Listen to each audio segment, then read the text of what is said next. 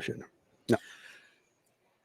2-minute warning at DKR. And once again, Longhorn fans, it's a very big bunch of happy news. Just trying to figure out a final score. Look at this one, 49-17 at the 2-minute warning. I guess that 21 and a half and then 22 and a half line was certainly appropriate. Maybe you could have taken it up to 35 at this point and you'd have been fine going to lay that number. 49-17, Texas leads at the 2-minute warning. It is the postgame show on Orange Bloods Live, brought to you by the Lowy Law Firm. And as you can see from the background, yes, also brought to you by TCH Social Austin. That is where we are. Let's give you a quick look at the floor. Yep, they are playing some cards. And that big, beautiful TV over there, oh, look, it's showing the Quinn Ewers commercial right now as we were in the 2-minute warning. That's where we were watching Texas and Florida. If you want to come watch Texas, Arkansas with us next week and you're not headed to Fayetteville, first off, congratulations for not going to Fayetteville. Secondly, come watch with us at TCH Social Austin. I'm Chad Hastings, and this guy is Jason Sukamel. He's never been here before. It's your first time. What'd you think? Blew me away. Blew away my expectations. I came in with high expectations, and it blew those away, Chad. I walked through the door, first time I'd been in here, like you said, and I'm like, oh, my goodness, I feel like I'm in Vegas, and I love Vegas. So I was like, this place is awesome. Yeah. I've literally been texting my buddies all around the Austin area, like, dude, we have got to come here and watch our Steelers or watch some NFL football. Like, seriously, if you haven't been here, get out here, man. It's worth it to come out here. Awesome setup, awesome food. Love everything about it. Yeah, and we already see some people jumping in the chat. Certainly, this is one where you just get to enjoy yourself, Longhorn fans. Let's we'll start with a $4.99er from James that I see here. D. Moore single-handedly ruined Quinn's best game at UT. He'd have had 5 touchdowns in the first half. Drop and bobble on 2 great balls. DeAndre Moore did have a couple of bobbles, but as we sit here at 2-minute warning, it's 5 touchdowns for Quinn. The offense, I'll give Sark credit, Jason. My old man football fan self probably would have punted on that early drive. Yeah. They went for it on 4th down and never really looked back after that. I thought you made an excellent comment about that 4th down play. I thought you had the perfect size up right before the play about why you thought they were doing it. Yeah, I said this just shows me that Sark has zero concerns of losing this game, because you don't take that risk in College Station, right? You don't take that risk next week in Fayetteville. And it's funny, the super chat there from James, DeAndre Moore. Yeah, I put that in my post-game notes, which I've pretty much already got written. I said, he started off the game, he had a couple grabs early. I'm like, okay, it's going to be the DeAndre Moore show today, right? And then he dropped that one, and I'm like, oh, man, I wrote in my notes for my post-game write-up, oh, DeAndre Moore is going to have nightmares about dropping that one.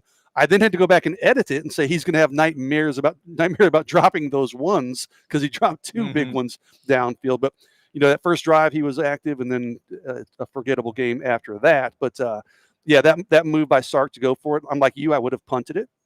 But when he made that decision to go for it, I'm like, he's not worried about this thing, Chad. If they get stopped, on 4th down, Florida gets a field goal or even gets a touchdown, that just shows me that Sark has zero concerns about losing this game. And it really did have the feel. If you really go back and look at the perspective there, if you can't get that far, what was it about that far on that 4th down against that team? It was close, though. With that quarterback situation, you got it. But, once you do that, then that's where Sark would have said to you and me, like, fellas. Yeah. Well, if we give up a touchdown there. We're fine. Okay, it's okay. It's all right, Exactly. right? Yeah, I wanted to show my team some confidence, and they did from their own 24-yard line, and they go on to roll 49-17 at this point. And it's just over a minute to go in this one. Once we get the final score, we'll throw the ticker up there. We got a $10 super chat from Oscar. What's up, Oscar? Hope you enjoyed watching the game. Hopefully, the arch noise quiets down. Unfortunately, people did not enjoy themselves because Run D and had a drop touchdown were enough to ruin their joy. I myself had a great time watching. Sark got nuts. There you go. I mean, maybe there wasn't absolute perfection in this game, but in the end, this is one of those you got to enjoy. It's victory formation. It's going to be 49-17. Man, take it when you can get it. Yeah, I mean, it's a good Saturday for Texas. Early game. Go enjoy. Watch our show. Obviously, watch us, and then go enjoy some nice weather. Enjoy a good Saturday in Austin. Yeah, Arch 3 for 6 for 19 yards. So, listen, I mean, it's second half mop-up time, but it wasn't his cleanest performance. But, bigger and better days for Arch. And, I tell you what, while we're talking about that, good for Quinn to have the performance he did, right? I mean, a lot of people have been pretty tough on Quinn over the last month or so. So good for him to kind of come out and maybe quiet some of those critics of late and have the kind of performance he did. 49-17. It is now final. Texas goes victory formation. It's done. Nice, easy win for the Longhorns.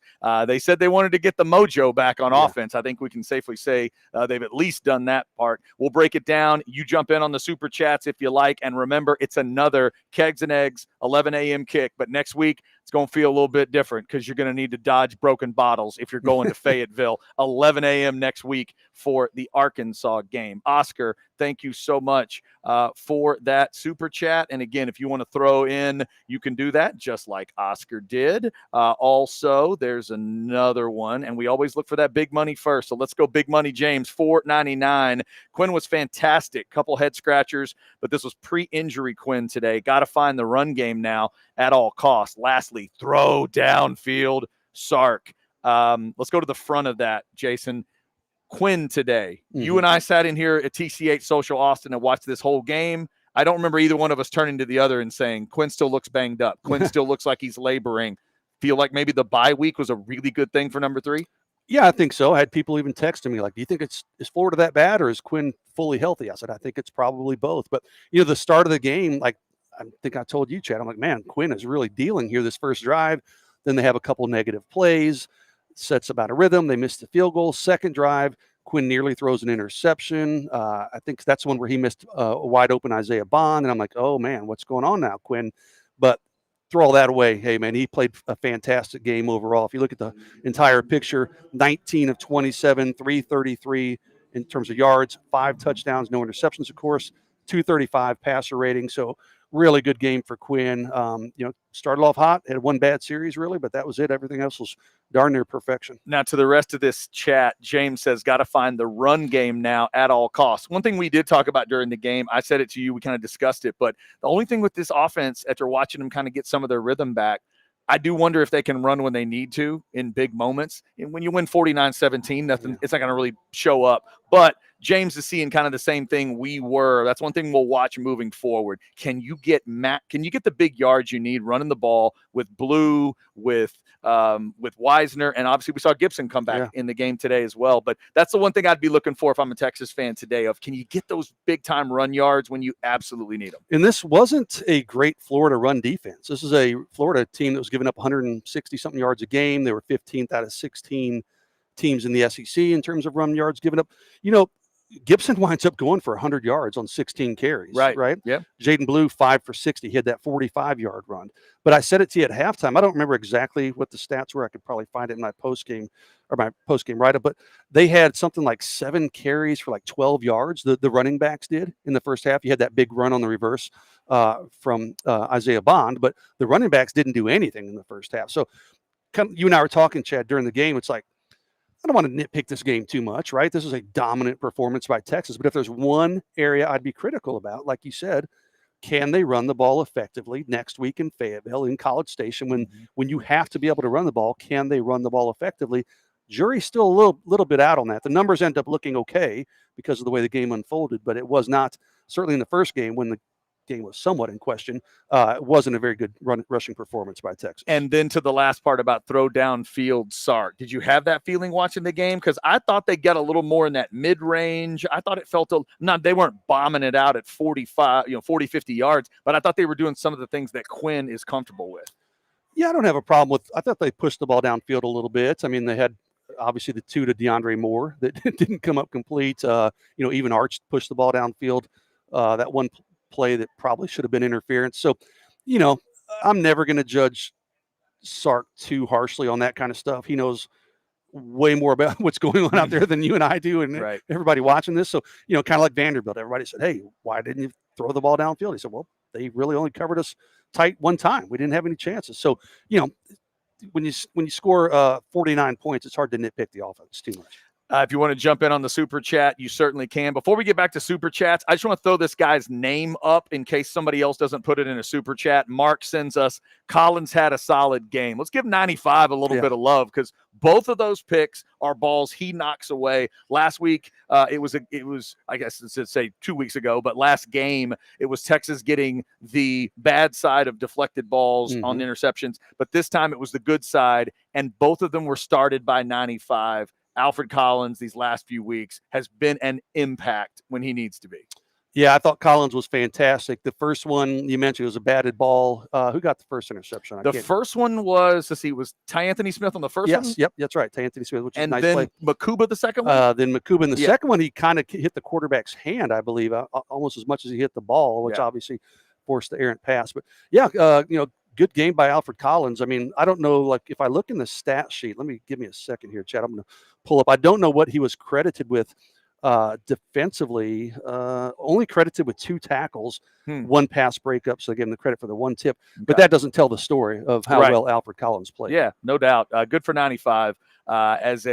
As y'all know, a big fan of the helmets and the uniforms and how they look getting off the bus. Man, Alfred Collins is starting to play to match what he's always looked like. He's just been such a monster since day one, and now he's really starting to play at that level too. So just wanted to give him some love there. Again, super chats have come in, and we appreciate you for that. Let's grab, okay, let's see. We got that one done. So let's go to this one with Hooked on the Horns, $5. Texas is now 3-0-1 all-time versus Florida. How about that? Bring on the pigs, and a big hook 'em in capital letters. Hooked, it is a pretty good way to go in on that game. Arkansas comes off a bye and getting whipped like that at home, and then you just whip somebody at home and looked as good as you did. So going into that one with a pretty good feel, you would imagine. This one is a 199 from James. D-line did not play well today. Run gaps were huge. James, interesting. The run number for Florida, I honestly, at some point, Jason, I stopped paying attention to run game either way in this game. It was such a blowout, and I didn't believe in either team's sort of run ability, so I kind of stopped paying attention. But I don't know. I didn't really feel like Texas gave up a ton in the run game. 197. Okay, all right. Maybe, they did. They did. That's a lot of most of yards. It was junk yards, like you said. But, listen, again, 49-17. We're not going to nitpick this thing too much, but I did say in my post-game write-up, a little bit disappointing watching Texas give up 17 points in the second half, right, and letting Florida run the ball effectively. I mean, that's certainly an area, but, those will be talking points for the coaches. Maybe it's a blessing in disguise. They'll be like, hey, guys, we need to run the ball better. We got to play better when we have the lead. We can't, afford to kind of lay down and give up these points even when the game seems to be out of hand. We got to play the run better. So this is a dominant Texas win. But there are still some points that the coaches can drive home to maybe keep this team grounded a little bit, if you will, as they get ready to head into Fayetteville. James, thank you for that super chat. If y'all want to throw us a super chat, it'll go right to the top of the list. Thank you for over 700 of you now in the Specs chat. While we have a second and wait for super chats to come in, somebody did send this chat in. Good for Georgia Tech, in case you're not following the rest of college football. Oh, did they win? The big story right now, it's not done yet, but it's about a minute and a half to go. Georgia Tech, I think, may have just gotten a fumble recovery, so they have the ball up 5 with about a minute and a half to go, a chance to maybe close that out. 28-23 is the score, so you're talking about Miami. And they're on the Miami 15-yard line, it looks like, too, Georgia Tech is. So, yeah, that game looks like it's pretty much in hand. Yeah, wow. So looks like Georgia Tech is going to pull that upset. So that will obviously affect things in the playoff discussion with an ACC champ. That's great news for SMU. But also, how does that affect the Big 12 team? Which of those, the Big 12 or ACC champ, which is the 3 seed, which is the 4 seed? Could this affect that discussion? Because Miami would have been the 3 this week. I think that's right, wasn't it? Were they 2 or 3? Were they the 3 or 4? One was Oregon, obviously. Georgia was 2. So they were the 3 seed, I believe. So this would obviously knock them back. Not that they couldn't get through with the ACC title game, but could be their first loss. And finally, let's face it, like whether you believe in this kind of stuff or not, Jason, the football gods had to pay Miami back at some point. They've been living on the edge all year. The seedings came out on Tuesday night, of course. We're all watching them. We're all looking at potential pass. And, we've got this draw, and they have this draw, and they've got to play this team. And Ohio State's got an easy draw. Like, there's still a lot of football left to be played, man. Yeah. So just keep winning Texas, take care of business, and we'll see where the draw ends. But, yeah, Miami will certainly take a tumble this week. That is it. 49-17, Texas gets the win. If you want to throw us a super chat, almost 800 of you in that Specs chat. We remind you that Anwar Richardson's going to join us from DKR. This will be, I said it when I walked in here today to TCH Social Austin. I was hoping for what I always ask Sark to give us at press conferences, effective effectively boring. That's all I need Sark to be, because you don't want to cause a stir. You don't want to cause controversy. We walked in here to TCH Social today, and I thought that's what we need. I told Jason we need effectively boring. It went 14-0. It went 21-0. It went 35-0. And I'm thinking, yep, this is what we need. So it's not going to be a super long post game. And from the amount of super chats we've already seen, and obviously we welcome all your super chats, but I feel like this is one where you guys are feeling pretty good. You might go on with the rest of your day, but we'll certainly go probably about an hour or so. But we'll get on with our thoughts from the stadium, and then we'll get to the rest of college football the day, and we'll let you probably do the same thing. Georgia and Ole Miss are just about to get started. And then, of course, Bama and LSU tonight. So, Chad, you use those words effectively boring, and I thought of this during the game. I didn't even say so. If I was sitting at home, I might be falling asleep on my couch in this game. But we're at the Texas Card House here. You can't be bored here. This place is freaking amazing. Yeah. We need to have some Orange Bloods, like hoops watch parties or recruiting get-togethers, something where I can just come watch the game, kind of be a fan and mingle and enjoy the festivities a little bit more. But yeah, this is a great place. Yeah, it is a good place, and they are ready to go. See, they didn't leave after the game ended. They're just still rolling over at the tables. If you want to come check out the lounge, you can do that. And it's not too late. Hey, if you're watching this, head this way, man. I'll have a beer with you as soon as Chad and I go off the air. That's it. We're gonna hang out. Saves me from having to go to my mother-in-law's house after this to help move. So let them lift with the legs. I don't want to have to do it. I don't want to do it. Shout out to TCH Social. When you do come by, make sure to try the Bad Beat Bacon if you are into bacon. Jason had it for the first time and today. I'm already craving it again. I want more. Right? Yes, it was amazing. I told my mom she was going to love it. She comes here and she has it. And then like literally 4 days later, we're just talking about something else. And she said, boy, I've been craving that bacon.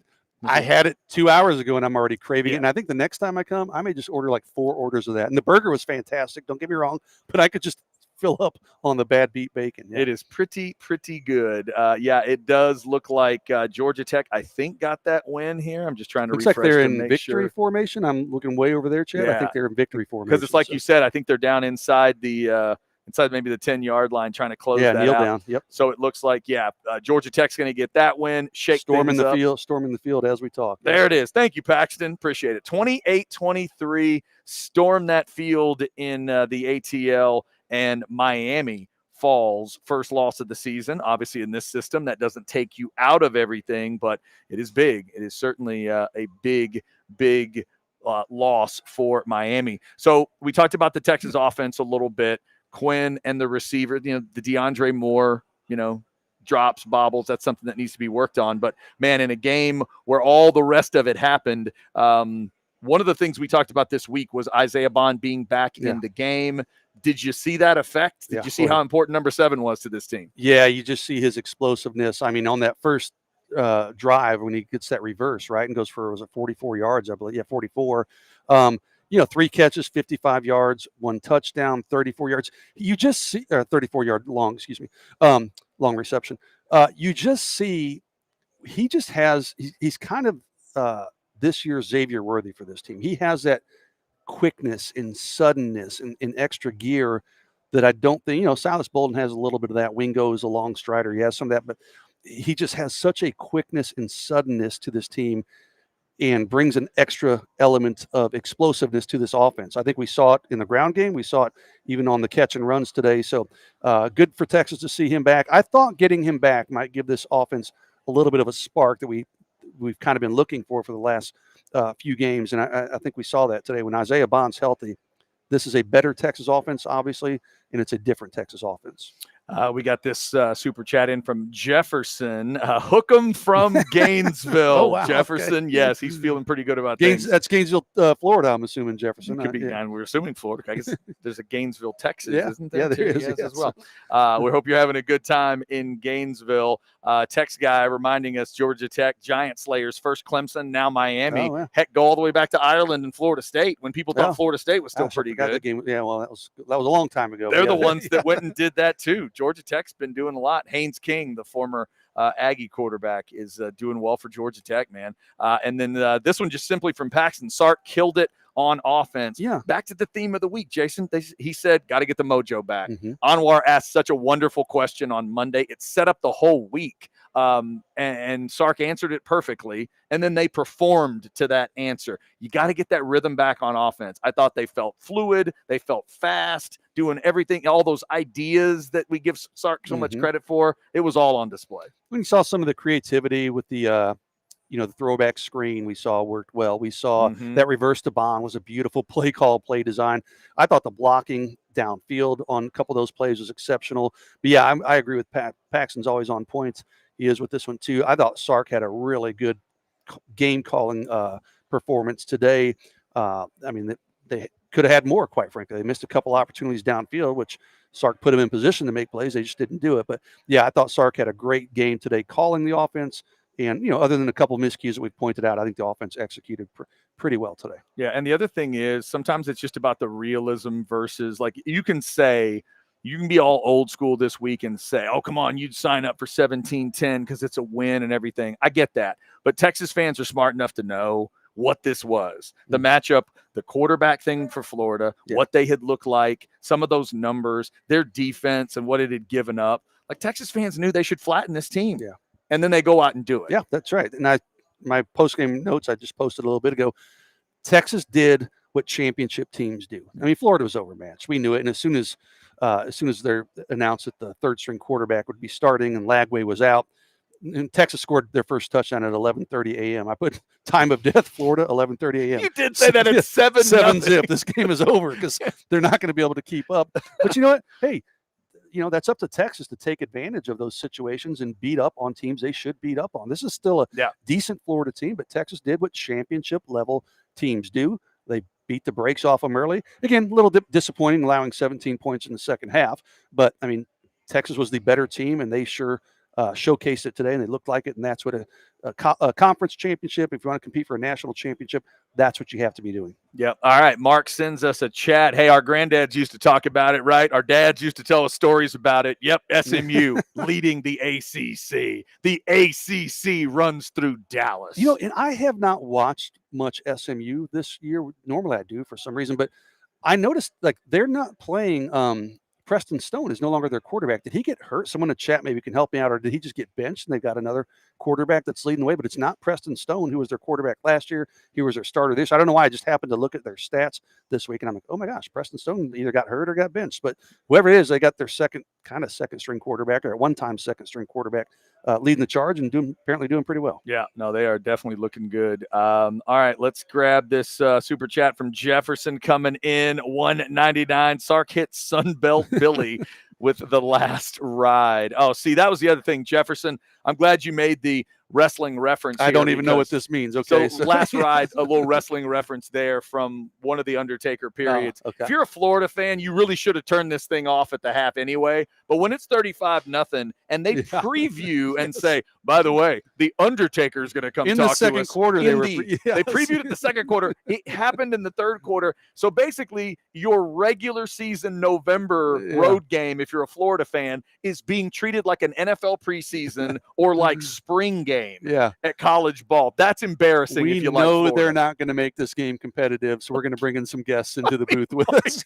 In the second quarter, they were talking about it. That's the worst. If you're a Florida fan and you're not drinking by the time Tessitore and the Undertaker are going back and forth, I don't know what to tell you. Jefferson, that was a very cool part of it. Hopefully you Longhorn fans enjoyed that little nugget, because it's always great when the game is way out of whack, and that was certainly a good way to explain it. S. Roan with a $5 super chat. Just good seeing Quinn push the ball downfield. Also glad to see Sadir Mitchell. Sadir Mitchell did get some time, and also a little bit of a good run stuff situation there. But I agree with S. Roan. I thought Quinn was throwing a little more of the routes that I feel are natural for him. The swing passes are good. They always are. The little screens are good. They always are. But, Jason, they pushed it and push it downfield to me doesn't mean 30 yards, but that 10, 12, 15-yard stuff. I mean, the one to you and I think, could have found Gunnar Helm.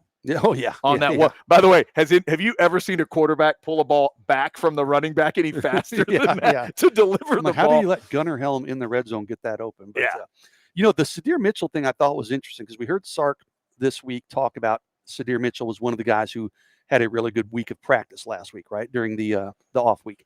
He gets in the game early.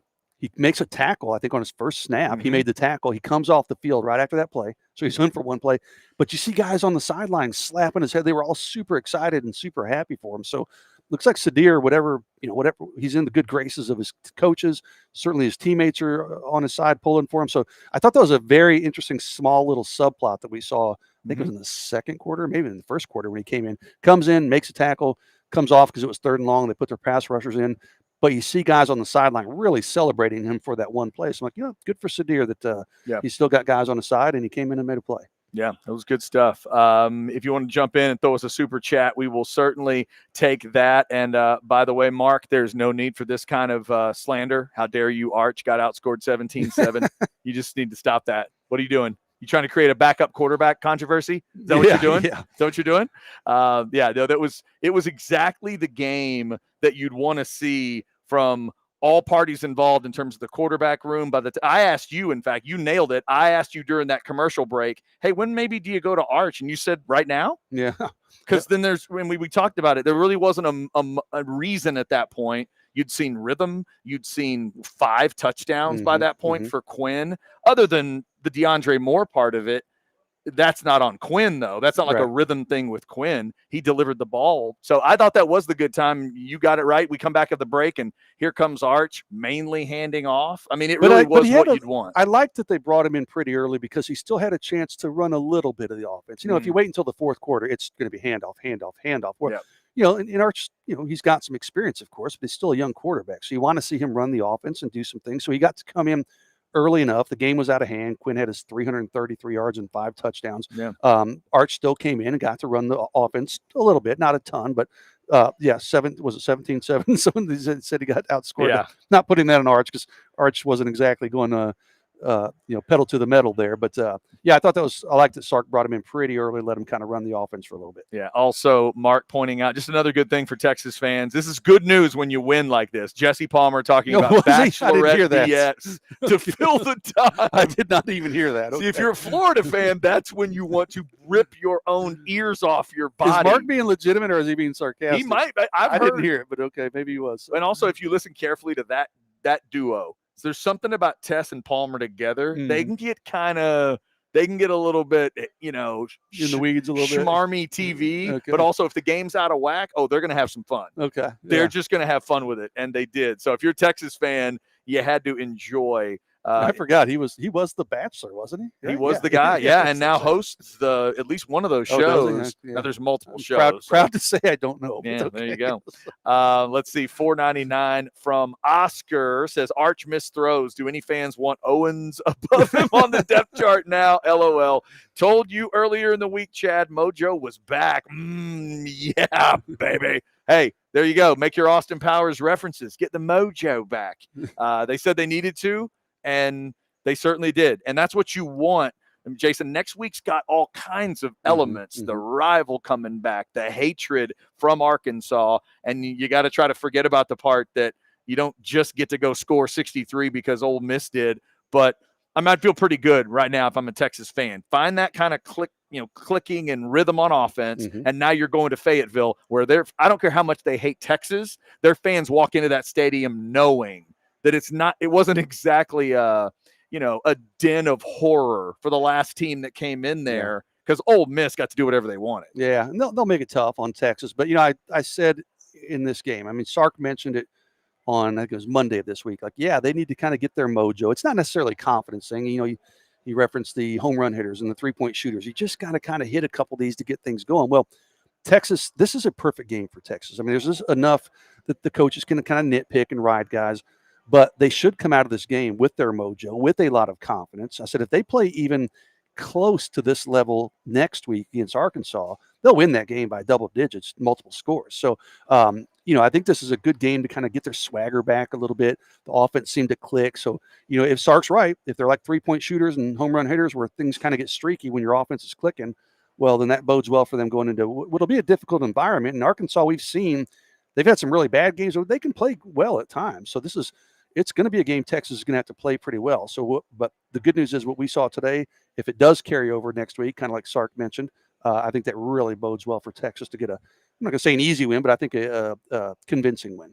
By the way, just peeking in on this next game that got started, it looks like Ole Miss had an early turnover. Yeah. Jackson Dart also limps into the Oh, wow. injury tent. I saw he slams his helmet down in anger as he goes in, and Georgia is inside the red zone. That's trying. not a good start for Yeah, Ole Miss at they're all, first and goal here with only basically 2 minutes gone in this game in Oxford, and Georgia's trying to get the first score of the game. So we'll keep our eye on that. Oh, look, Oscar, did your finger slip, Oscar? You just sent $19.99 for the hell of it? Thank you. We appreciate it. If you wanted to throw us anything else, let us know. But we do appreciate you throwing a little bit into the He had one right above there. I don't jar. know. Maybe he can't let this win do. Is that what it is? Maybe this is it. Can't let this win do anything to the hunger. That's probably fair. I would hope that they're able to to dial up a bit of sort of anger in this game. And I thought our guy ATX Bates, who we saw today at TCH Social Austin, Bates, always great to see you. I'm sure the players want Arkansas, but how much does Sark want to go back to Arkansas and kick the S out of them? He ought to. Yeah, because that was a miserable experience his first time up there. So, and going back to Oscar's point, I don't think this win was that big where this team's going to have overinflated egos and things. Again, I mean, the coaches can chew their butts out about, hey, you guys let them score 17 in the second half, and we didn't run the ball. I mean, there's enough where these coaches can kind of drive it in that, hey, this was not a flawless performance by any means. So, yeah, I don't see this team getting overconfident heading into Arkansas. Yeah. We're talking two different Oscars. Yes. Oh, sorry. We went to one Oscar for the super chat. Then we went to the other Oscar. Sorry about that. We are so sorry. Wait, no, it's the same one, right? Yeah. Elizondo? This could be the thing we found out on House Divided, where there's an Oscar and it's the same name, but it's the son and the father.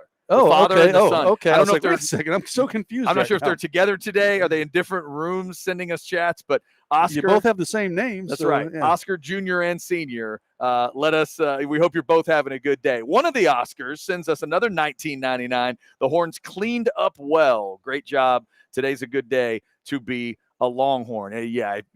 Obviously, no complaints on a 49-17. You're going to find little things to work on, but just a good, comfy win. It was a nice weather day. Mm-hmm. If you went to the stadium, early day, you get the rest of the day. Watch football, hang out outside, do it at barbecue, whatever. Yeah, exactly. One of the top teams in the country eats a loss on the road today. Miami suffering that one.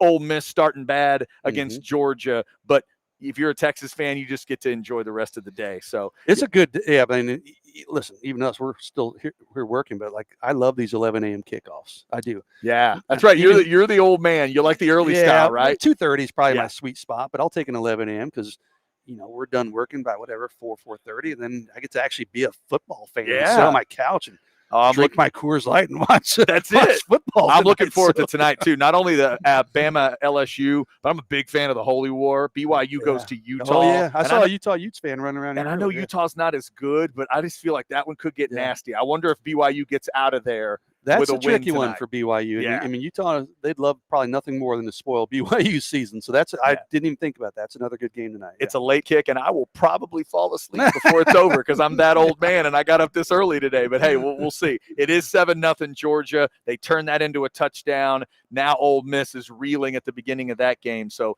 we'll see what happens. Oscar, thank you for the $19.99. If you want to throw both Oscars, thank y'all. That's right. All the Oscars. It's difference, I don't know. All the Oscars throw it in. We appreciate it. Jason Sukamel with us this week at TCH Social Austin. We did see Jeff Ketchum and his kids. I just saw him walking around here. Yeah, he and the wife and kids went to the game. He's just enjoying TCH Social Austin with his family right now.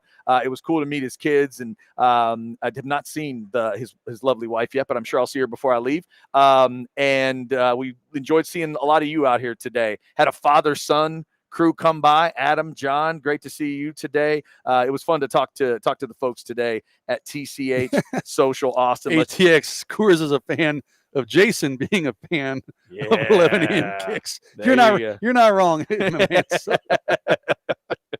I'll be making a pit stop on the way home for sure. That's it. At Specs, in fact. That's it. Yeah, if you want to come by here, great place to watch games. And if you are interested in the card play inside of it, you can come by for that.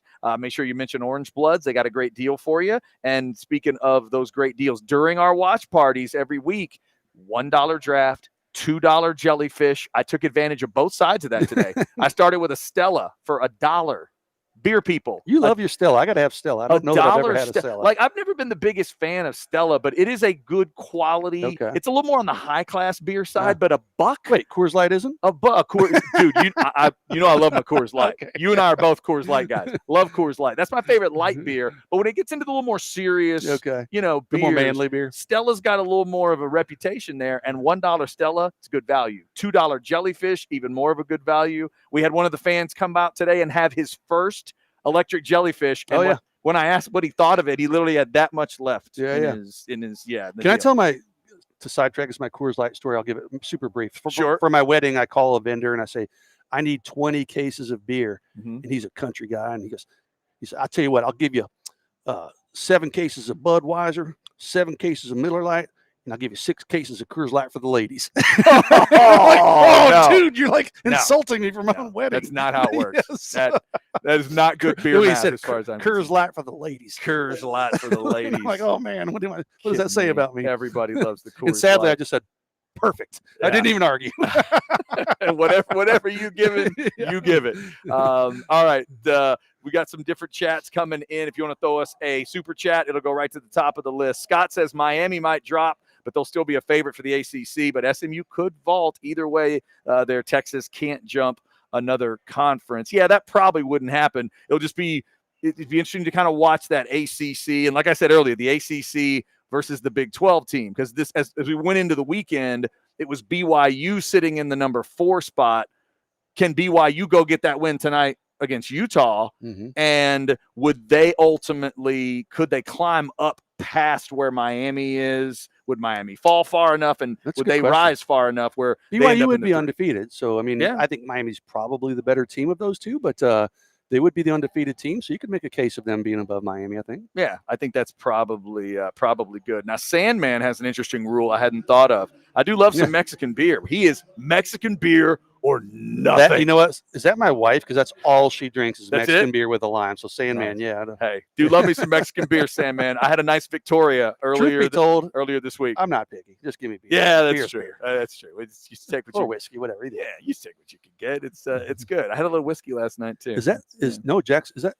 I can't even see. Is that? Dart? That is not Jackson. That is not Jackson. No, Jackson Dart not back out on the field. He was limping pretty bad coming off of Simmons or the field. So their backup is in. That is a rough start for Ole Miss. Again, we are here on the postgame show after Texas gets an easy win against Florida. Anwar Richardson's at the stadium. I'm guessing Sark has some good things to say about this team. We'll hear from Anwar. We will take your chats and super chats. But again, we know what this is. This is not going to be a super long postgame, super involved postgame. There's not a lot of intense breakdown to be done. So if you want to shoot us a super chat, obviously we will get into that. But it is an easy post game in a lot of ways, I think, for Texas. And as you go into next week, if I'm going into that game, Jason, the one thing is you think back towards 2021 is the last time Sark faced Arkansas. Is that 21? Man, that's okay. And they got pushed around. Yeah, they got pushed around. There was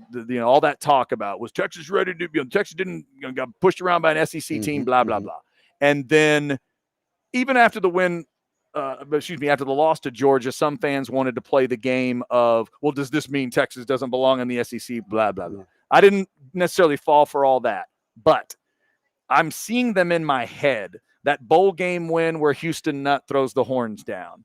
The one in Austin where Matt Jones comes in. I was at both of those games, and they beat Texas. And then that last one in 2021. The similarity to me is Arkansas pushes Texas around. They push them around. They run the ball. They're nastier. They're more physical.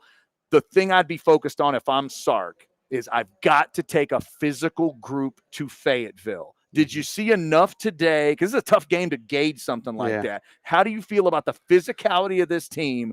Because if they don't go to Fayetteville with a nasty attitude, that to me is where it can become trouble. That's a good question. I think this team's built differently than those other teams you just mentioned, right? I mean, you heard it on the broadcast today. As Undertaker said, hey, Sark had to get his guys on the offensive and defensive line. So this team's built differently. It's built differently for the SEC. It's built differently for these road contests against physical teams. Are they physical enough? You know what? I mean, you can make a case that, Florida ran the ball for almost 200 yards. Texas didn't run the ball particularly well early. So I think they need to improve on that front moving into next week. But I still think Texas is a much better team than Arkansas. This is a different team than 2021. Obviously, the quarterback play that night was atrocious. Texas, like you said, we're just out physical, out manhandled. So, I think they're built for it. I do think they can play better than they played today. But you're right. This is a tough game to judge physicality because it got out of hand so quickly. But, I think Texas is built for it. I think we'll see them play probably better in that regard than we saw today. Yeah, and by the way, Sandman, I did not mention it, but that Texas Bowl game early in the Charlie era, that was what's the number? 50-something total yards for Texas, 70-something total yards, whatever that was, and that was I blacked that one out of my memory. I think most people had. That is ultimately what Arkansas has done to Texas. That's what needs to turn around. ATX Bates just asking the simple question. Dart out. For now, he is. Yeah, for now, he's been out of the game. Although, there we go. Just as we say it, Daniel LaRusso's going to fight. He's up on the sideline. He's walking around. Maybe they taped him up a little bit. He's got a little limp still, but it looks like Dart may try to come back in. But that is a tough start. But, and mobility is a big part of his game. So if he can't run the ball the way he normally does, he still can throw the ball exceptionally well, but that does take away a little bit of that element of his game. Yeah, crawling up towards 1,000 of you. Although this backup quarterback's got him driving down the field, they're inside the 10. Yeah, there you go. Ole Miss trying to answer. Maybe make it 7 all. Almost 1,000 of you in the Specs chat. We appreciate it. Here's a reminder for Specs. Specs same-day delivery can save the day with our Specs app or online shopping. From world-class wines to hard-to-find spirits and craft beers to gourmet foods, delicious snacks, and spectacular sweets. It's Specs. Cheers to savings. And whatever kind of beer you like, Specs has it. You want to go simple, complex, they've got it all there at Specs. Get stocked up or get the Specs app. And as we were hearing from Lisa and the Rabbit, Ole Miss does get in for a touchdown. Bentley with a touchdown run. So it's about to be 7 all, assuming Ole Miss hits the extra point. And there's 7 minutes to go in that first quarter. So a lot of football to go there. I just want to see today if Ole Miss and LSU can step up and be consistent because they both have talent. They both have quarterbacks that can make plays, but Jason, I do not trust them right now. You and I are, same page. I'm picking both the road teams, and like you said it, and I couldn't agree with you more. This just feels like the kind of game Lane Kiffin finds a way to screw up, right? And Jackson Dart finds a way to screw up. So, but like you said, a lot of football left to be played. Nice response from Ole Miss for that touchdown. Yeah, right now, Ole Miss and LSU, they are the teenagers I don't trust to babysit my kid right now. It's like, you're not watching my house. No, you're not. Well, I hope they prove me wrong because I'm not rooting for Georgia and Bama, but I'm picking Georgia and Bama to win today. So let's see what's going on there. Also, a story coming out of the NFL. Paxton wants to remind us of. I did just see that on the ticker. I did Dak not. Done for the year. Season-ending surgery. How did I miss that? Oh my gosh. Man, that turned. But talk about turning quickly. Going from just, wait a minute, was that something he felt in was it the hammy, right? And then I heard it was torn from the bone. Then it went from torn from the bone, and then it was okay. Does he need to go on the IR because he's out 4 games anyway? Right. Go ahead and throw him on the IR because it helps you with roster stuff. But now apparently it's gone to the next level. Paxton, thank you for throwing that in there. So Cowboys fans, if you're a Longhorn and Cowboys fan, lean towards the burnt orange side of your life right now because the Cowboy, the blue star side of your life is not good, not good at all.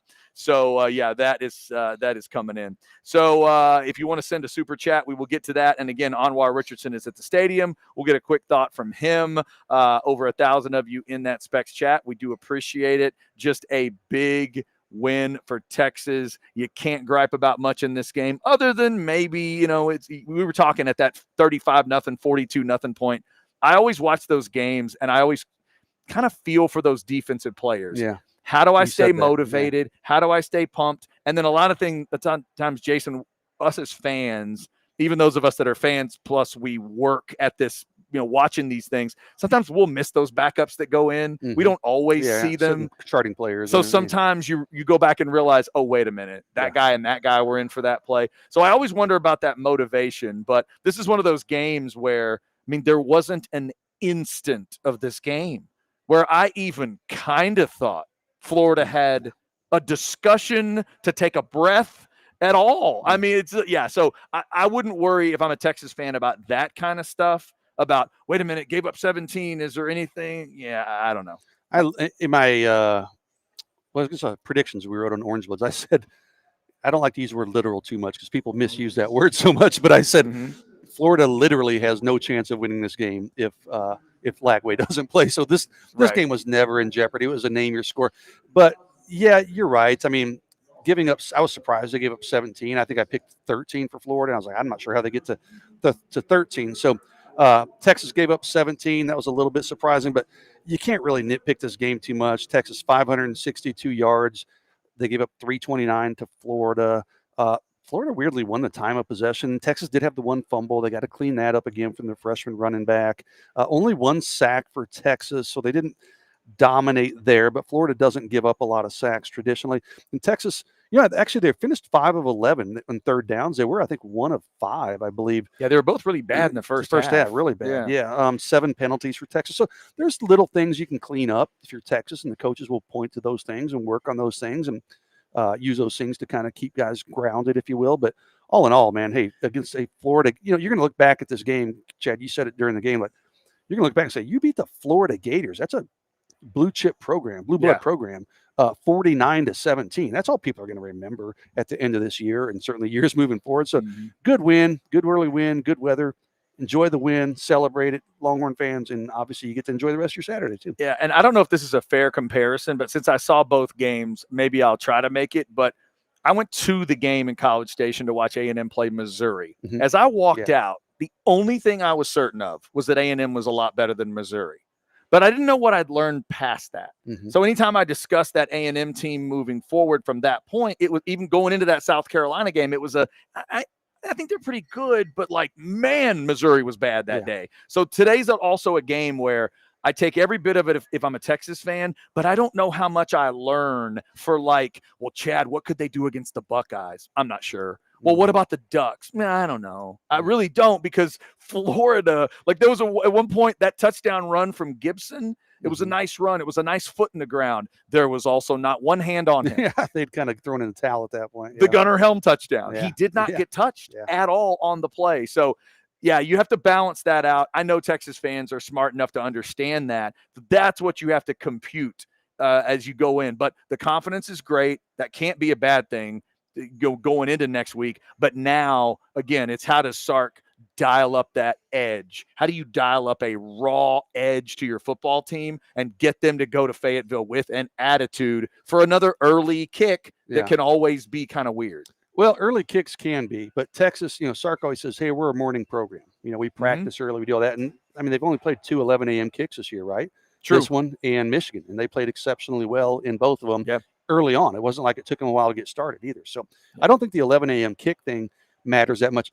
So Arkansas is off this week. Was their last game the game against Ole Miss? Correct. Okay, so that's tough. You'd almost rather have Arkansas be coming off like a big win, because then the coach can say, hey, look what these guys did the last time they played. Now you can't really point to that last game like, hey, look what Ole Miss did to them on their own field. But, this team, I don't get the sense that this team has a motivation problem. They know, they can point to what happened in 2021.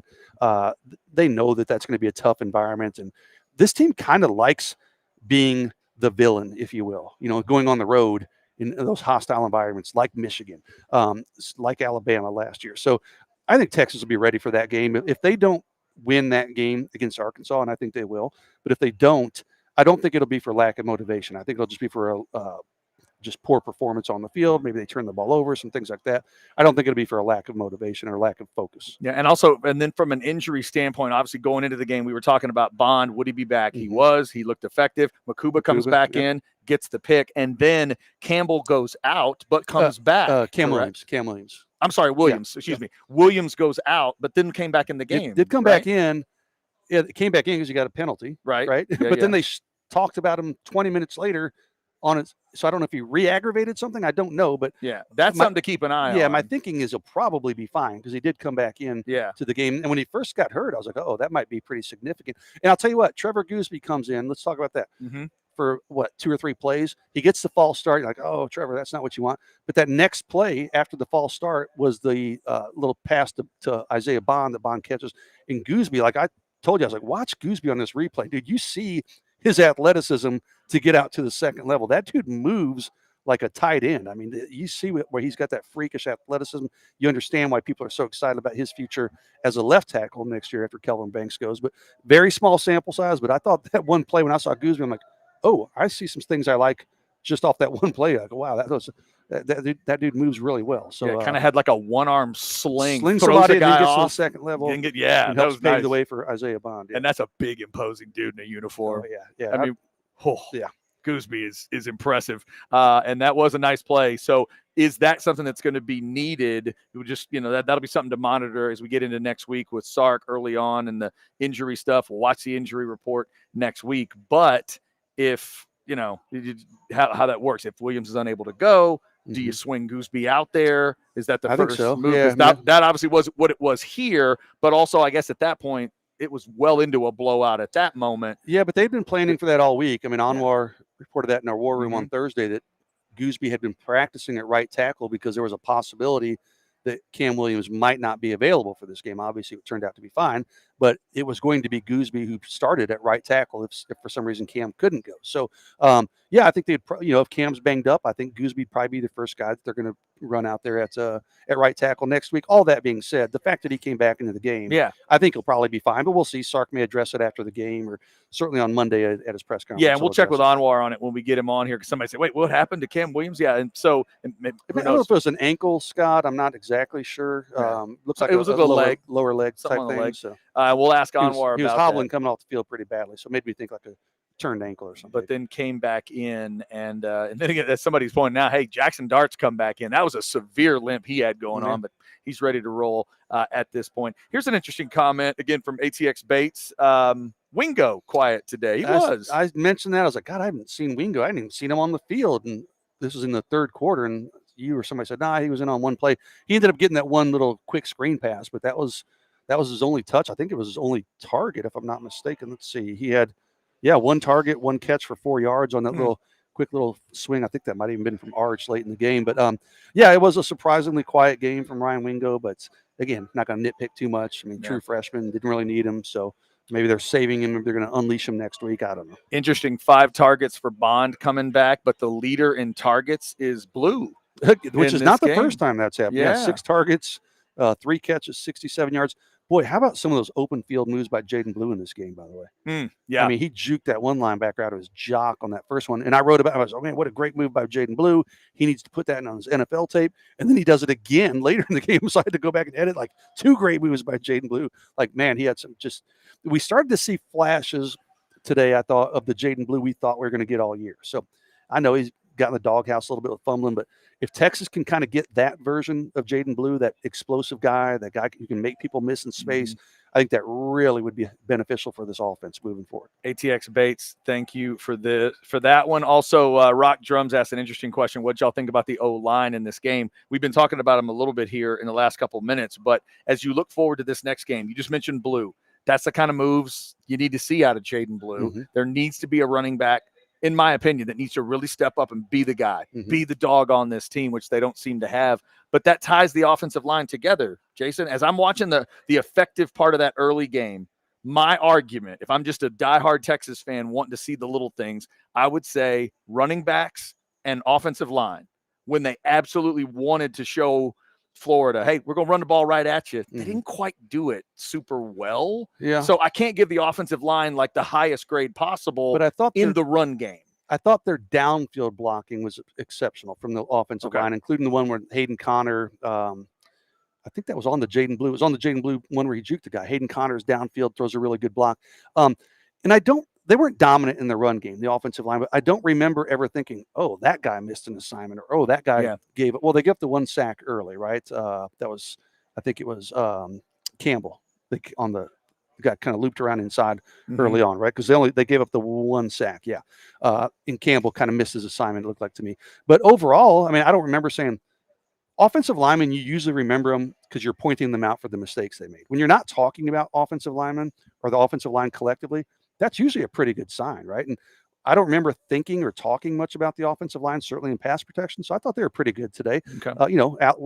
Stay tuned to Orange Bloods. Alex Dunlap will break that stuff down player by player for you. But I thought they did pretty well Pass blocking, I thought they were good. Run blocking, I mean, hit or miss. Yeah. But I thought on some of the explosive plays, their effort downfield was fantastic. And I do wonder if the coaches look at kind of the assessment of it, how would they grade it out in terms of, like you said, pass block versus run block, or if a run didn't hit, where would they put the blame more on the lineman, or would they put the blame more on the running back? It doesn't seem like all that has come together in that true run game like they need it to. Obviously, by the end of this one, it's fine. You do the same thing next week against Arkansas, it's not going to matter. You go 49-17 in Fayetteville, doesn't matter how you do it. But again, I just wonder, when the physical run game's needed, are they going to have it? Because last year, I mentioned this to you, the game I keep going back to is T-Town last year, Tuscaloosa.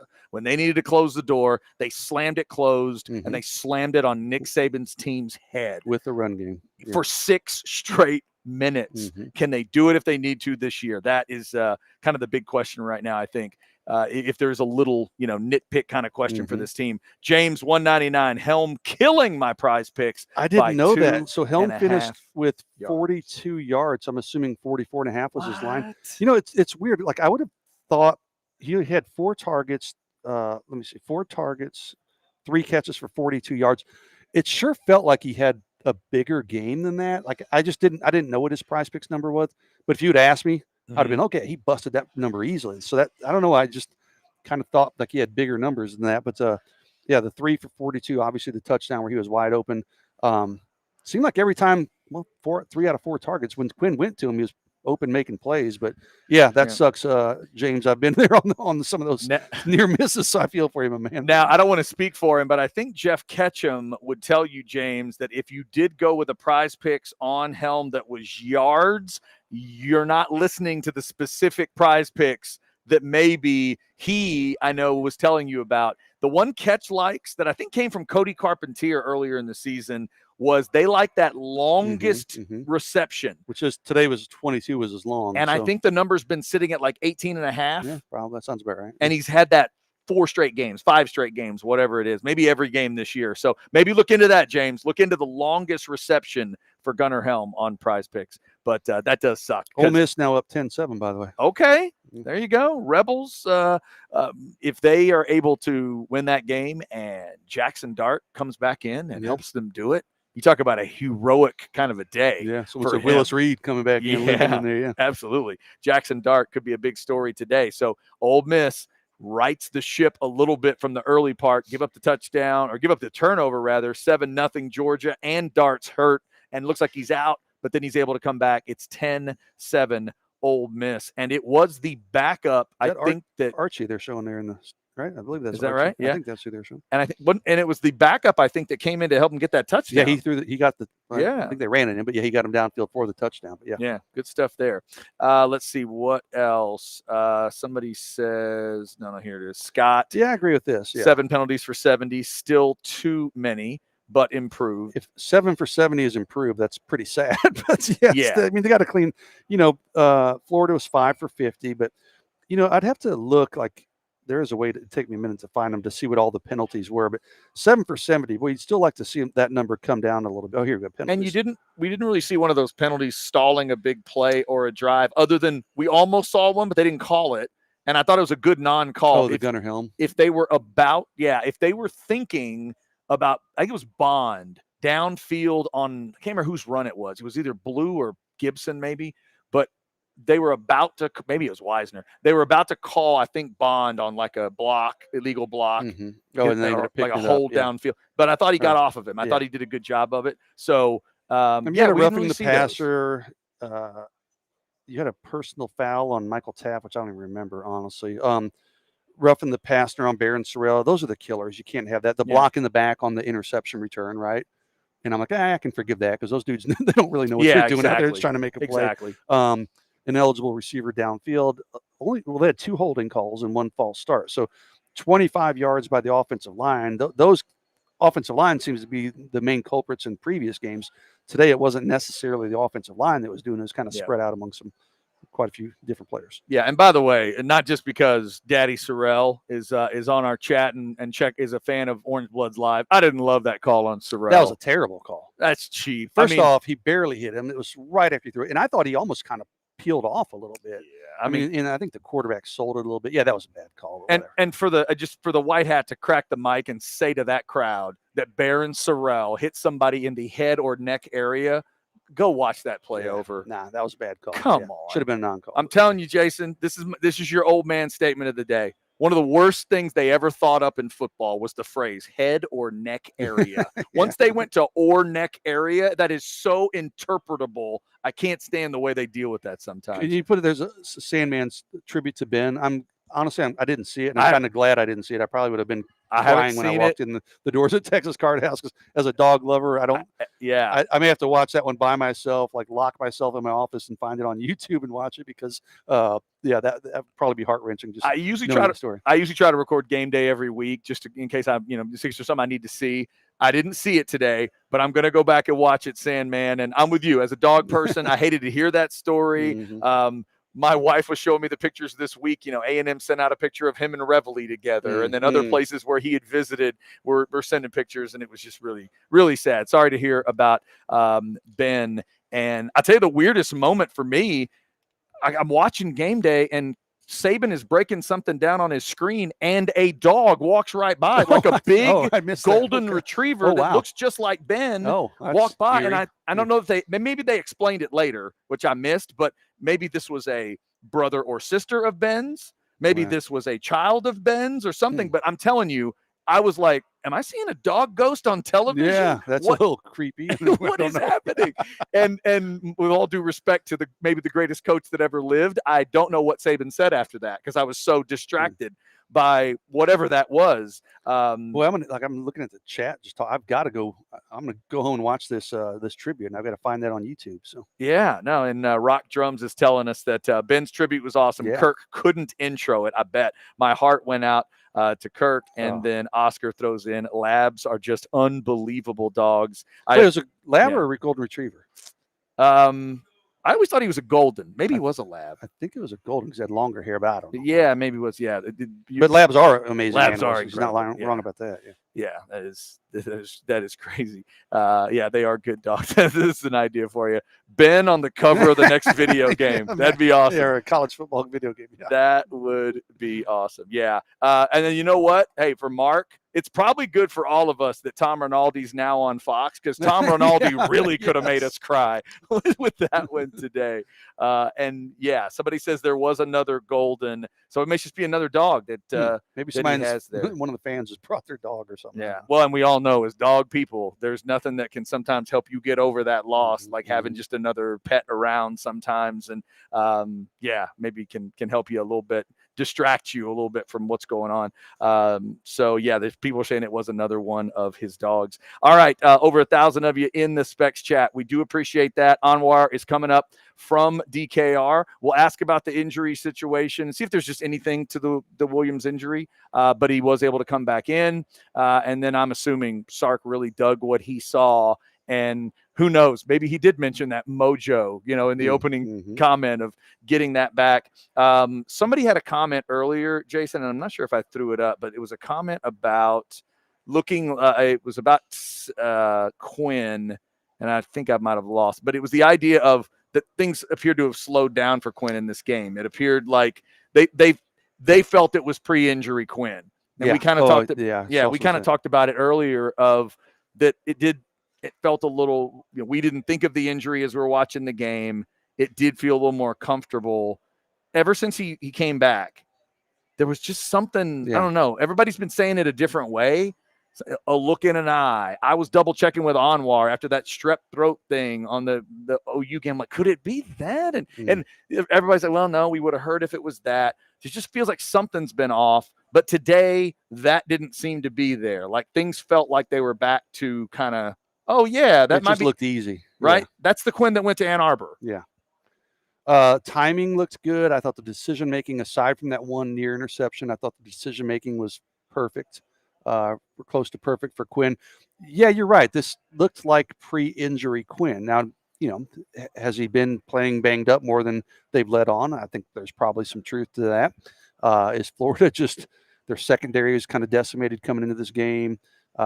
Maybe they weren't putting up the best fight. There's probably some truth to that. But bottom line, I mean, Quinn played, I think probably his best game of the season.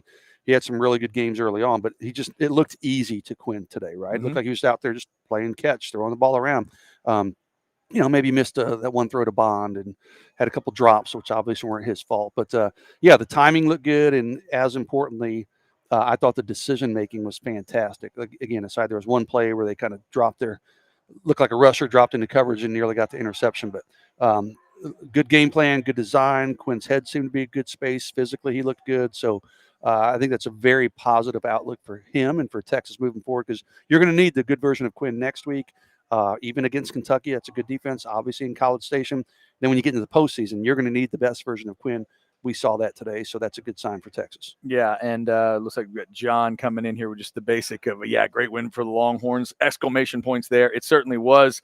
Other than a couple random plays, maybe in the first half where I thought some pressure kind of got there, he had a good protection throughout that first half. He did. So it's also the combination, kind of back to the thing of you're trying to figure out how much to take from it and how much of this was Florida.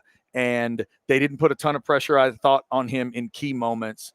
And there was certainly a point in that game where you could tell the Florida guys wanted to stop tackling people and get on a plane and go home. Yeah, so you and I were joking that Florida just wants this game to have a running clock. Yeah. At this point, they don't want to be in the stadium anymore. They want to get out of this uniform, take their shower, get on a plane, and go home. But you know what? I'll say, I thought Florida, especially offensively, the fact that they continued to fight when this game was long over at halftime, and they came out and were fairly physical on offense at times in the second half.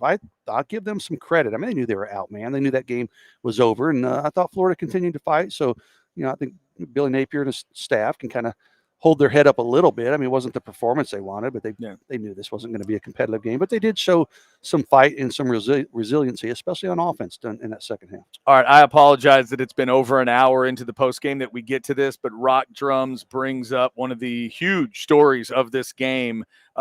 Quinn Majors and Connor touchdown, Three Stooges dance. Is that what we're going with? Is that what it's Three Stooges? I don't know. Is it a Three Stooges dance? That was, that's I don't know what to say about that celebration. They look like three white guys trying to dance to me. I don't know what that was. It really did.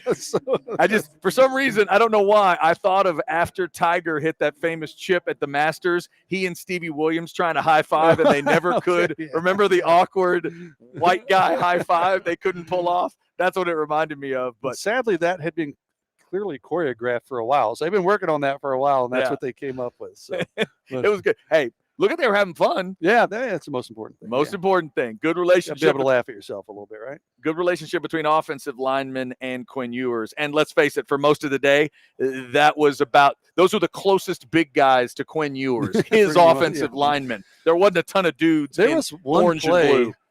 And I'm trying to remember where it was, where Quinn had a lot of time in the pocket, and he kind of climbed the pocket and then shifted left. And I was like, oh my gosh, his own offensive lineman's going to tackle him. I think it might have been Kelvin Banks. Yeah. I mean, that was about as close as they got to him, other than that one play. But I was like, is his own offensive lineman going to tackle him on this play? What's going on here? Yeah, no doubt. In terms of the, little things, on offense, obviously DeAndre Moore, those drops for DeAndre, I think at this point they feel a little different for two reasons. One, it's a thrashing win, so they always feel different. But two, that dude's made plays for you. Yeah. If you're Sark, this isn't like, and again, we just had the week where Jonte Cook ultimately leaves the team. When Jonte Cook dropped that ball, Jonte Cook hadn't had a lot of opportunities. Right. So it was one of those where we all felt it the same way of like, oh my God, you're not just dropping that ball for the team, but there's a lot to that. DeAndre Moore's done enough where I don't know that Sark, and Coach Jackson necessarily freak out about that, but obviously in big moments, especially the one in the end zone, he's got like 4 or 5 full steps to make the play, and you're just keeps bouncing out of his hands. Squeeze it, young man. Squirrel on the field up there, and squeeze that ball. Look at this. See that in the Georgia game? Oh, there you go. Georgia Ole Miss got a squirrel on the field. Yeah, the DeAndre Moore, that's going to be incredibly frustrating. And listen, 49-17, they're not going to ride him too much, but I guarantee his teammates and his coaches on Mondays, they do the good, bad, and ugly, or whatever they call it. So that'll be in the ugly, and they'll probably give him some good-natured shit for those drops, especially the one in the offense. And as well, they probably should. Yeah. So by the way, Paxton's on top of it, letting us know squirrel on the field in Oxford. So there's a just, I mean, there's an SEC like fried squirrel on a stick joke here, isn't there? I mean, come on, this is an SEC game with a squirrel on the field. Come on, come on. And then Scott says it's the ghost of the squirrel killed last week. Who killed a squirrel last week? I don't remember. What was going on? Yeah, I don't remember this. Oh, wait a minute. Oh, this is, yeah. I'm just gonna. I'll just put this one up. The peanut. Right. Yes, the squirrel. New York. Yes, the New York story. Sorry, Mark, we're with you. Thank you. That's what it was. The ghost of Peanut returns to Oxford, Mississippi. Meanwhile, Ole Miss. I know we're talking a lot about that game, but they're in score. Oh, they are down to about the 20-yard line here. So. All right, Ole Miss trying to prove me wrong. I hope they do it.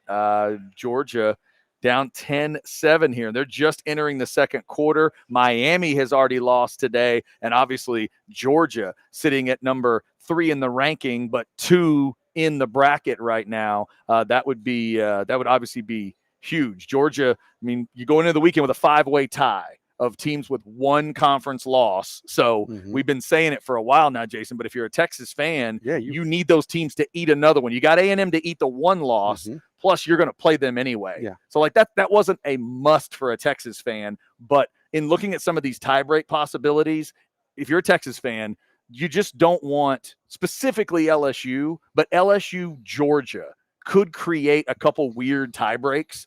And you may end up at a strength of schedule. Well, obviously, you don't want a straight tie break with you and Georgia. If you're Texas, you lost the game. But so you're rooting for Ole Miss. You're rooting for Alabama tonight. Right. And like Georgia, I think Georgia's getting a lot of street cred off of that Texas win, which they probably should. But listen, they barely beat Kentucky.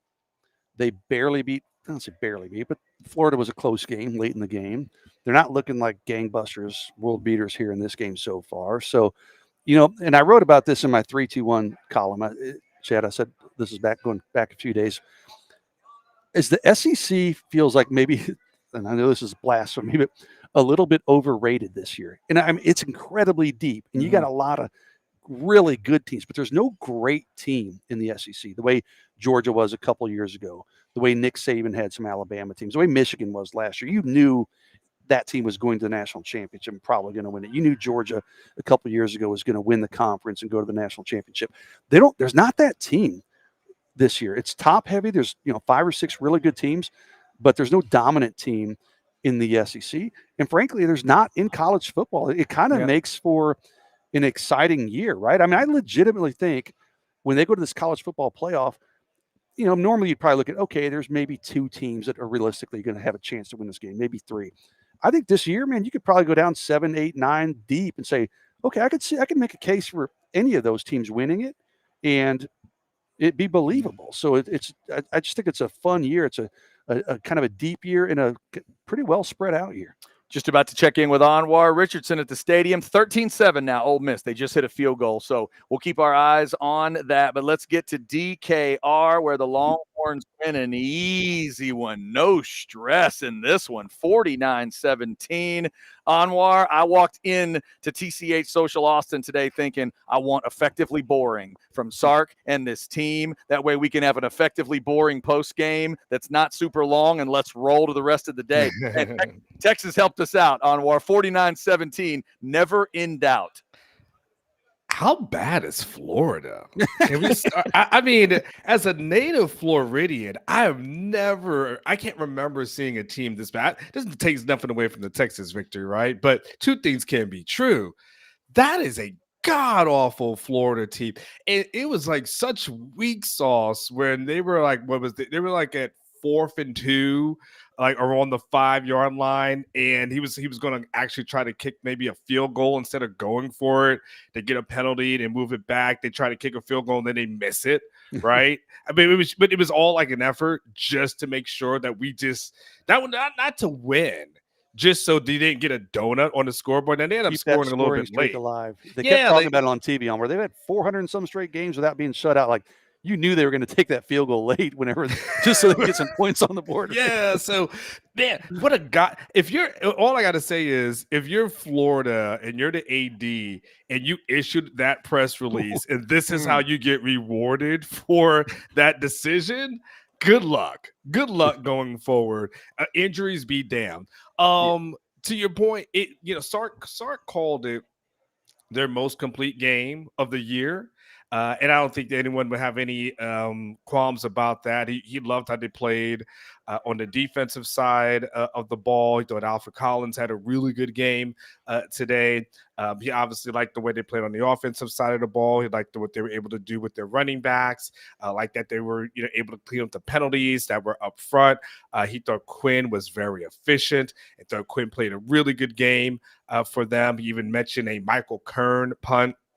And, for him, as they start kind of that final phase of which is, this last 4 games of the year, this was the kind of performance that he wanted to have. This is kind of performance that they were optimistic that they can have. And, in order to basically to have meaningful games in November, so then it could carry over into December and hopefully January. So for them, I think he was very, very happy with all the results, very happy with how everybody played on all sides of the ball. That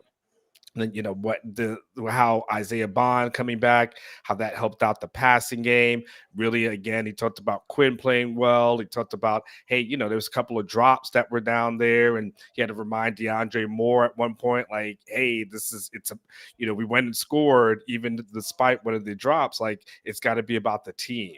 And it was like it clicked with DeAndre Moore. Yes, it does have to be about the team. So, overall, I think he was extremely, ecstatic and happy about it. Obviously, he'll move on. And, of course, they got the road game versus Arkansas. But, kind of to your point too, Chad, I think a game like this helps Texas because when you start talking about the rankings and you don't know how things are going to play out, right now, the teams that they're playing and they have the wins against, at the end of the year, it may not look that great as far as I'm saying, like, who they were able to defeat. So going out and handling your business and beating them down the way that they were able to beat down, a Florida Gator team that, we knew it were the bottom half of the SEC and didn't realize, to Jason's point, a lot of these teams are just so overhyped. It's like finally getting into something, and then you finally get there. It's like somebody tells you about a great restaurant or great place you got to go to, and you finally get there and go, is this it? This is what you guys are talking about as far as the SEC is concerned. So, it was a really, really good win again on all sides of the ball. Like to your point, Chad. Never really was in doubt, from start to finish. They kind of did their thing. And, you see a coach that is going for it on his own 24-yard line or something. That's exactly. I said, when he made that call on where I told Chad, I was like, Sark has zero fear of losing this game. 100%, right? Yeah. On 24. And he said that this is what's crazy. He said the binder actually said that you should go for it in that situation. He said he went on his gut. He's using Tom Herman's binder. Yeah, but Anwar, what he didn't stuck behind something. Anwar, what he didn't tell you is the cover of that binder says when to go for it when you're facing a guy who transferred from Yale. That's the different binder, right? I'm going to steal that line from you and use it as my own. But he said that he was really, he just felt good. He felt confident about his team as far as that's concerned. I think he was asked about, the toughest decision. He said the toughest decision of the day. Florida has a 3rd and 4. They get a holding penalty, and he opts to take the penalty as opposed to just, let's letting up, denying it and letting them punt it on 4th down. He said he thought that at the end of the day, they had a really good kicker, and he thought that he was just trying to prevent the points. So he thought he's like, even though I know it could have given them 2 more downs, he said, he goes, everyone on the staff was telling me just punt it and take it and then let them punt or deny and let them punt. He's like, I decided to take it. Sark was feeling himself today, right? He was like, if that's your only problem, Anwar, that is the flex. Like, fellas, you know what's tough about dating J-Lo? Let me just tell you. Here's the toughest part about dating J-Lo. It's like, okay, man. I hate it when she always wants sex. It's every morning, every afternoon, every night. It's like, damn it, she just wears me out. My life is so difficult, isn't it? Isn't your life difficult like this, right? So that's kind of where he was at. And, at the end of the day, to your point, really good win. Yeah, no doubt about it. Anwar, we were talking about, I guess, in terms of some of the little nuts and bolts of things, the injury to Cam Williams, the fact that he came out for a little bit and then was able to come back in the game. What can you tell us about it? Did Sark have anything to say about that post game? No, he wasn't asked about that. So, okay. The most interesting thing is, again, it ends up being a little prophetic because in the war room, I had a nugget in there that said, hey, he'd missed some time in practice this past week for some personal reasons. In the end, and Trevor Gooseby was that person that was getting the start at right tackle this week. That little thing, this is why I got to be on Orange Bloods, by the way. I was about Onmar. You know how I know the guy sitting next to me at our watch party, Johnny, wasn't on Orange Bloods? Because when Cam got hurt, I said, "Oh, it's Gooseby will probably come in," and he goes, "No, it's going to be the freshman." Yeah, Brandon Baker. And I go, no. I said, Onwar had it in Orange. I was like, you need to be reading the War Room, dude, because it's going to be Trevor Gooseby. Come on. I literally had it on Thursday that Gooseby was taking the first team reps at right tackle this week. So if you're on Orange Bloods, it would have been no surprise to you that when he came in, it was like, I just read about that on Thursday. Just ended up kind of falling in line. And Anwar, have we double checked on the young man that Gooseby threw out of the stadium with one arm? Like, is he okay? Have we checked on him yet? That's going to be a hell of a ride home for that team, man. It's not the longest ride home to Gainesville, but man, that's a tough ride home to Gainesville. Yeah, no doubt. No doubt. All right, Anwar joining us from the stadium. We'll grab a couple of these super chats. And again, not a super long post game here. Texas wins easy, 49-17. We'll cruise through some of these real quick. Longhorn football edits for $2. Just a big love being a Longhorn fan. We've gotten like 5 versions of that, Anwar. Texas fans, how can you not? Just bask in this one, right? 49-17. Yeah, I mean, look real quick on that one. Like, when you look at what this team's able to do, I mean, They have one. Obviously, they have the one loss. They have basically one close game this season, which is Vanderbilt. And outside of that, they have handled their business and ran through everybody. You should love being a Longhorn fan. Yeah, no doubt about it. This one, Longhorn football edits, just reminding everybody to go like and subscribe. We do appreciate you. Yes, if you didn't like on the way in, just go ahead and like on the way out of the post game. We would appreciate it. And thank you all for helping us do what we do and getting all the great numbers that we've seen. Please like and subscribe and get those notifications so you know when post games pop up and everything. We go 2-minute warning of every fourth quarter. Jefferson for $1.99. Sark should have hit the Vince walk on this. I don't even know what that means. The Vince Jefferson. walk? Is that a Vince Young reference? What's the Vince walk? Oh, Vince McMahon. Oh, sorry, wrestling reference. I got you. That's 2 wrestling references. I'm like, what the hell are these people talking Just about? because of the Undertaker being in the booth, though. That's all the Undertaker. Yeah. Anwar, I pointed it out earlier. If I'm like a 58, 65-year-old Florida fan and I know nothing about wrestling, even if I know a little bit, but if it's going to halftime and they're previewing that the Undertaker's coming on in the third quarter and my team's down 35-0, I think I go gator hunting or something. Like I'm done. I'm out at that point. That's so insulting. Oh, that was bad. I've lived in that state. I've never seen a Florida team that looked this bad. Like, I'd have to go through. You've seen teams that maybe haven't won so much, but just getting their ass kicked. I know, one of my good friends works for the university, and he was like, at halftime, he's like, I don't know the last time. Obviously, the last time they hadn't scored a point, at halftime, let alone in the game. So that was an ass kick, and for an SEC team, by the way, like that is a blue blood in that state. Like Jason can tell you, they recruit well traditionally, not now, but I mean, even Sark said this week, he's like, this will be one of the more talented rosters. Like when you look at these guys physically, but Omar, when Texas scored 7-0, I told Chad, I was like, game over. This game's over. He said time of death at 7-0. Yeah, 11:30 a.m. time of death. This game's over. Jason, you look happy. You must enjoy being out there at TCH Social. Dude, this place is – I've only had 1 beer, so it's not like – but, yeah, this place is awesome, dude. Have you been out here? No, I've only seen the pictures of it. It looks like a sports book. It reminds me – I feel like I'm in Vegas right now, dude. It's freaking awesome. So I think I'm going to be a regular. Your hangout spot now. Yes, There you indeed. go. There's a good look at the floor there. Just one other quick chat. I think kind of will wrap us up, gentlemen. Audi Beam sent this one. Quinn, shut all of us up. Glad to see he's back. See, this is the BS. Where's Catch right now? See, I think he's around here somewhere. Actually, he showed up. Where's Mr.? Well, he only had a 235 passer rating and 330 yards. Quinn can do better. He won't. It's just I don't know. Catch now. He's flipping the script. Hey. I've said positive things. Why do people think I'm a Quinn hater? This is so weird. Like Catch will say like 10 negative things, and then he'll say one semi-glowing thing. It's like, I don't know what everyone's talking about. I love Quinn. Had him as one of my top-rated guys coming out. No. You chose the side of evil. You went against Quintavious, and you have to stay there. I don't care. You can't come on board. You are not allowed in. There are Quinn supporters, and I'm supporter. There's other people. You guys have never said anything bad.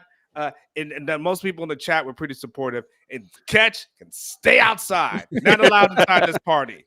But it is a good point by Audi Beam. I mean, Quinn's kind of taken some crap from fans like the last month or so, right? So, I said this at the top of the show. It was really good to see him come out and put this kind of performance and just quiet the critics, if you want to call them critics. It's Texas fans who've been kind of critical, but good for him to come out and have this kind of performance and maybe get people off his back until next week. We'll see what Texas fans have to say next week. But I mean, I think at the end of the day, we have to just the obvious thing as it relates to Quinn. And no matter what they may have tried to tell us a few weeks ago, he wasn't at 100%. It's clear. Right.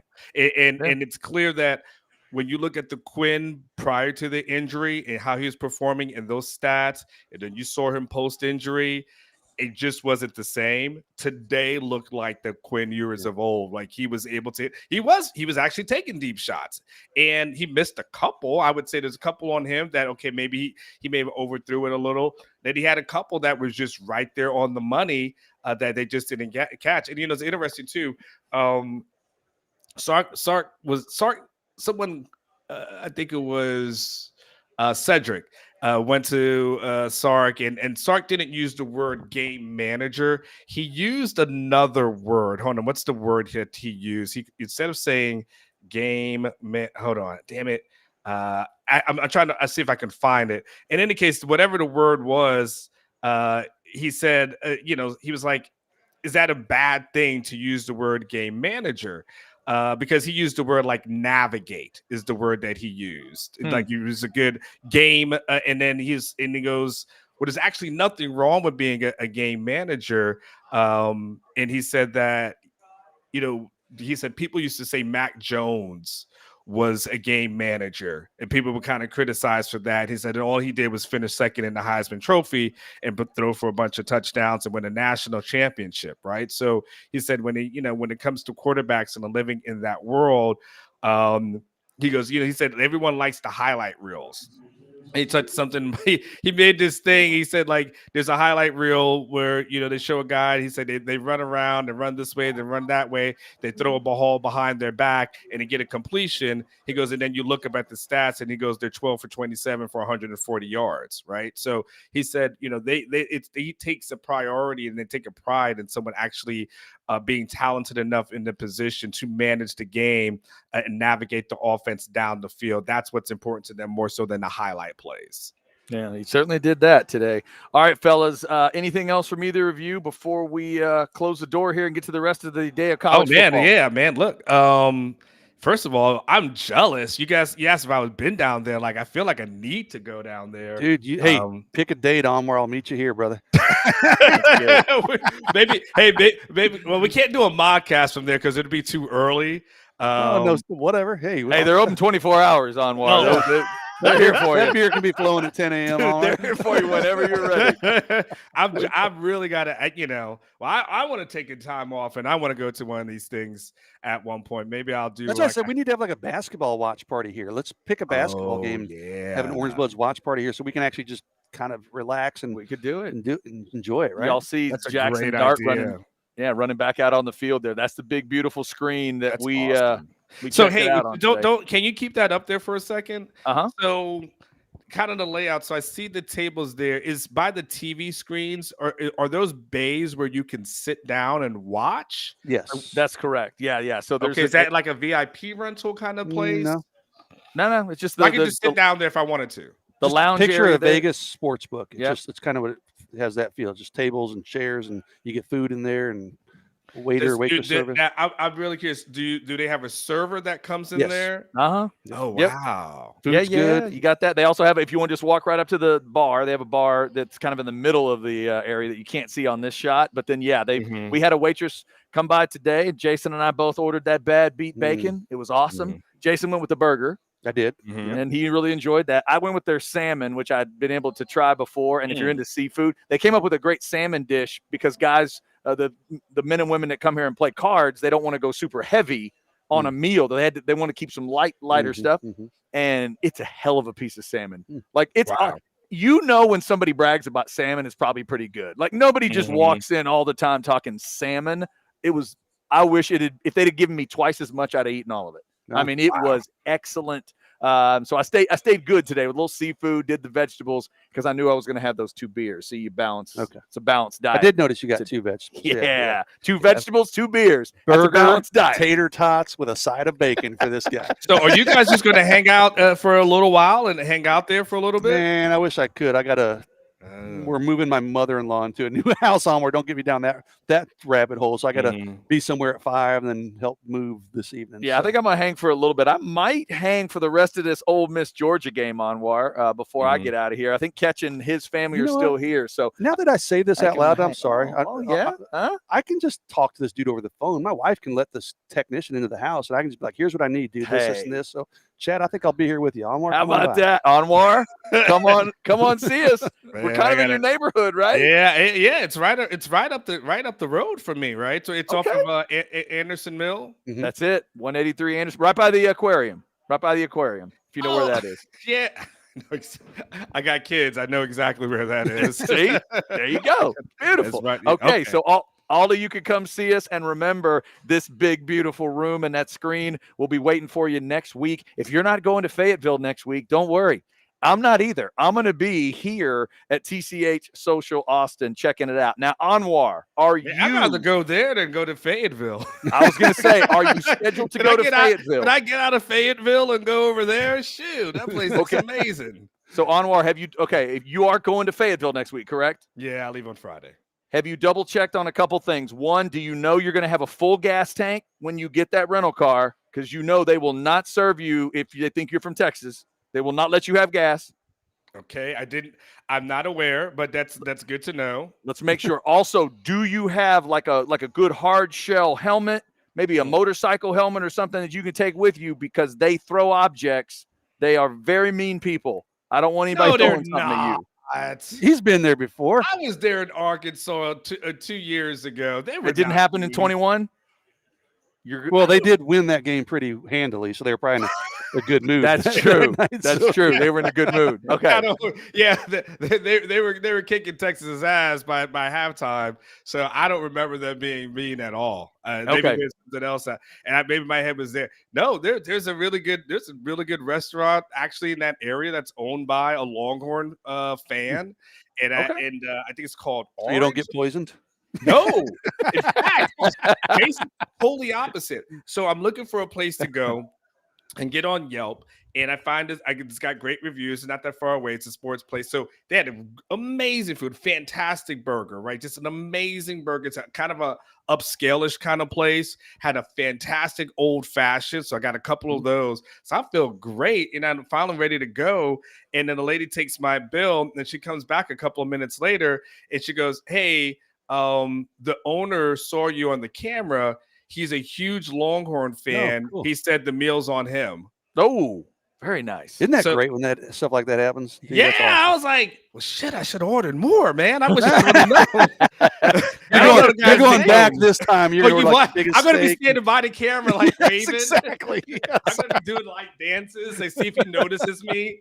Like, Anwar's got a hat with a blinking OB on it. like, anybody see me? Hello, everybody, just to see if I get another free meal. I mean, dancing like Sammy Davis out here.